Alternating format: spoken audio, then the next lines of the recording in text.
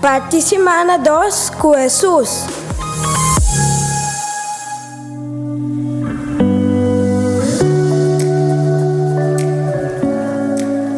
Nossa participam por Lucas capítulo 12, versículo 22 até 26.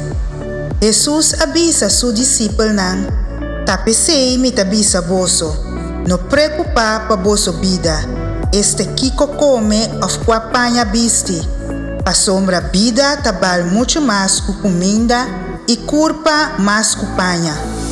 Wak iraf nang nasyelo, nang nota sembra ni cosecha, ni nang noting magazina of deposito.